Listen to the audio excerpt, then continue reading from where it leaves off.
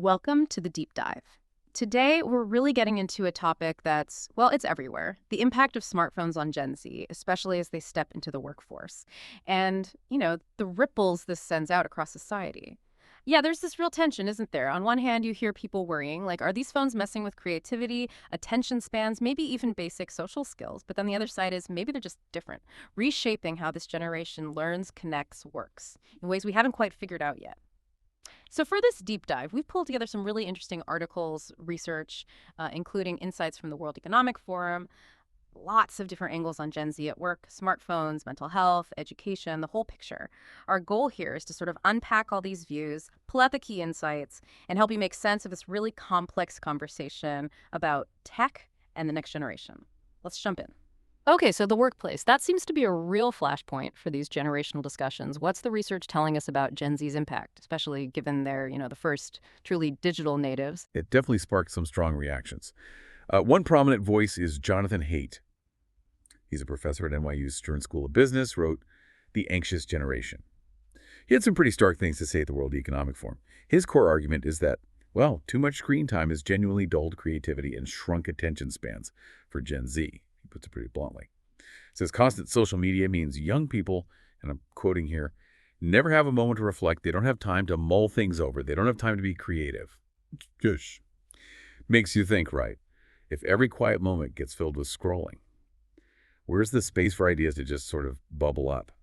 Haidt takes it further, arguing this constant digital buzz doesn't just hurt attention, it actually blocks personal growth. He feels it makes individuals less likely to ever amount to anything, which includes, developing social skills, even things like getting married. He even said, this is quite a statement, that the decimation of human attention around the world might even be a bigger cost to humanity than the mental health and mental illness epidemic. Wow.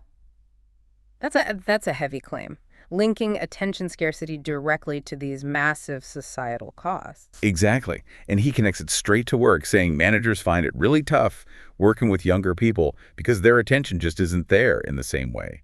And it's not just him. Martin Sorrell, the WPP founder, he mentioned similar things. Notice Gen Z often prefers highlights like just the goals in a football game, not the whole match. Right, that sort of snackable content idea. Yeah, and even during those highlights, they might be multitasking.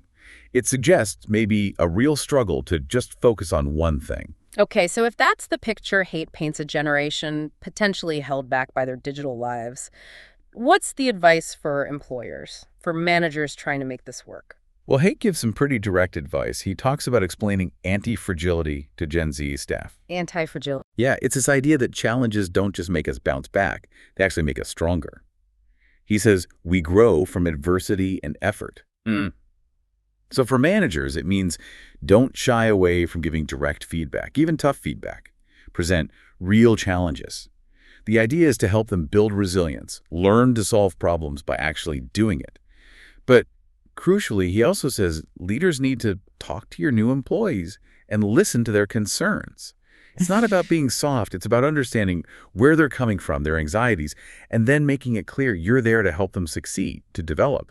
He actually notes that Gen Z seems pretty aware of this attention struggle themselves. Oh, that's interesting. So they kind of recognize the challenge. Apparently so. Yeah. Which, could open the door for employers to offer support and have honest conversations about it. Okay, that's a really important nuance. But like you said, not everyone sees it quite so critically. This is where it gets really interesting, right? There's this whole other way of looking at it. Absolutely. Ravindra Suthasan, who's a well-known future of work researcher, offers a very different take.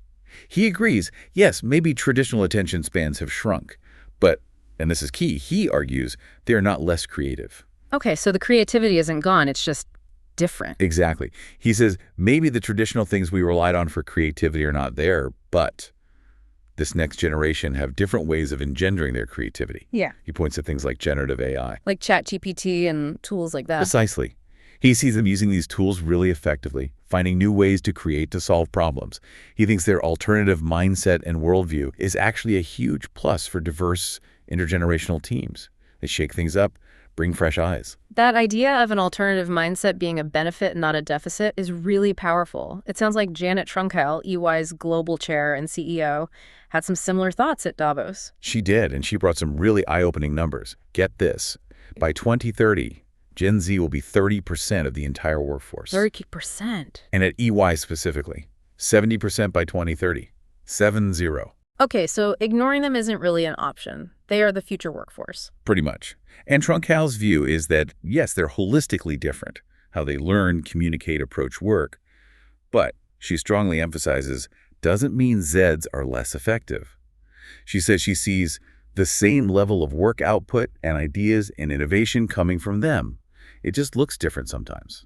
So how is a company like EY adapting then, if they're going to be 70% Gen Z? Their whole approach is meet our employees where they are. So less about forcing old models, more about flexibility, teamwork across generations, and just constantly talking about what people need. For example, they've put a big focus on wellness, mental, physical, because that's a huge priority for this generation. And they've totally revamped training, moving away from sitting in a room, instead using social media, podcasts, the platforms Gen Z actually uses. Learning on the go, essentially. You got it. Trunkel even predicted we'll see more CEOs doing strategy updates via video while they're out for a run or exercising. It shows how these new communication styles are becoming mainstream. That's quite a shift. Yeah. And her main point was really powerful. Sure, tradition matters, foundational skills matter, but there's just as much that we can be taking from the younger generations. She basically said, stop comparing. Start learning from each other. A call for mutual learning, essentially. Fascinating. Now, obviously, work is just one piece. The sources you looked at also went into the broader impacts, right? Mental health, education. Oh, absolutely. And the link between smartphone and social media use and, well, mental health struggles in young people is pretty hard to ignore. Research keeps pointing towards a contribution to things like mental distress, depression, sadly even suicide rates, especially seeing a sharp rise among young girls. What's driving that, according to the research? It's complex, but social media seems to hit self-esteem hard. Constantly seeing these curated, often unrealistic lives, it leads to comparison, feeling worse about yourself. And then there's sleep. Just having the phone in the bedroom is linked to taking longer to fall asleep, being less alert the next day. That chronic sleep debt messes with everything, mood, focus, resilience. Yeah, I've definitely read about that. And it's striking how the rise in teen depression symptoms in the U.S. and globally lines up pretty closely with when smartphones and social media really took off. The takeaway seems clear. Finding ways to balance smartphone use is just critical for well-being. It's not optional. A really sobering point. Okay, and what about education? The classroom environment. How are schools grappling with these devices? Well, that's another area where the thinking has really shifted. You know, for a while, phones in schools were seen as potentially useful educational tools, digital literacy and all that. Right, integrate the tech. But now there's a growing pushback. A big part of it is the lack of solid, independent evidence showing they actually add educational value in the classroom setting. And maybe more cynically, a lot of the research that does support digital learning tech, it's often funded by the companies selling those products. Ah, the funding bias question. Exactly. And this led UNESCO, in their big 2023 Global Education Monitoring Report, to actually call for a worldwide ban on smartphones in schools for all ages. A worldwide ban? That's huge. It is. And they point to places that have done it already. Spain saw less bullying. Norway and Belgium reported better academic results.